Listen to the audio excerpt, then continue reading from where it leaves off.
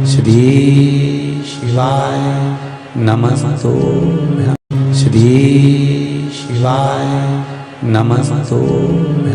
किसी व्यक्ति से कोई काम करवाना है, वो काम नहीं कर रहा, कोई फाइल आगे नहीं बढ़ रही है, कोई कार्य अटक रहा है, या फिर कहीं रुपया पैसा अटक गया हो, नहीं निकल रहा हो, तो एक जल के पात्र में जल भरकर 5 बेलपत्री शिव जी को समर्पित कर कुंदकेश्वर महादेव का नाम लेकर एक सफेद पुष्प बेलपत्री के ऊपर जो शिव जी को चढ़ाई है उस पर समर्पित कर जल जो लेकर गए हो, अपनी उस कामना को कर कि मेरा ये कार्य अटक रहा है, ये कार्य नहीं हो रहा, कुंदकेश्वर महादेव का नाम लेकर धीरे धीरे जल की धार चढ़ाइए। और एक बात हमेशा याद रखना, फिर निवेदन कर रहे हैं, अच्छे से समझ लेना, शंकर जी पर जब जल चढ़ता है, शिव जी का जब अभिषेक होता है, शंकर जी पर जब जल चढ़ाया जाता है, दूध चढ़ाओ, जल चढ़ाओ, कुछ भी चढ़ाओ, पर एक बात का स्मरण अपने जीवन में होना कि इतने ऊपर से मत चढ़ाना कि जल चढ़े और छींटे आपके ऊपर।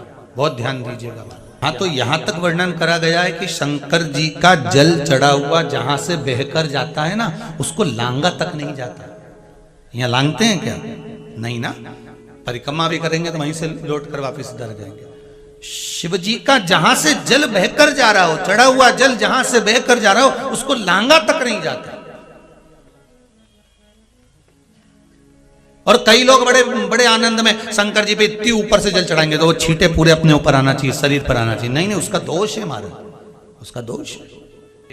आप भगवान को अगर जल चढ़ाओ, दूध चढ़ाओ, तो मान लो अगर जैसे एक सरल भाषा में समझ लो और अच्छे से, कि जैसे ये शिवलिंग है शंकर जी का, ये शिवलिंग है, और आप जल चढ़ा रहे हो तो इतनी ऊपर से छोड़ोगे तो पानी का छींटा तो अपने ऊपर आएगा, पर वही जल, वही दूध, वही सामग्री आप शिवलिंग से थोड़ी सी दूरी बनाकर अगर आप समर्पित करेंगे तो बाबा उसको स्वीकार भी करता है और आनंद की अनुभूति भी होती है, कार्य में सिद्धता भी आती है, कार्य में उसकी सिद्धता भी होती है।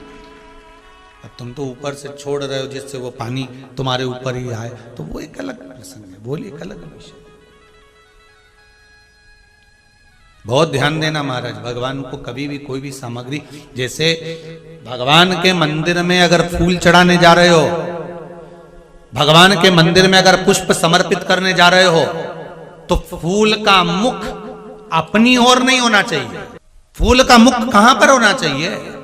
जम के बोलो जरा, भगवान की ओर।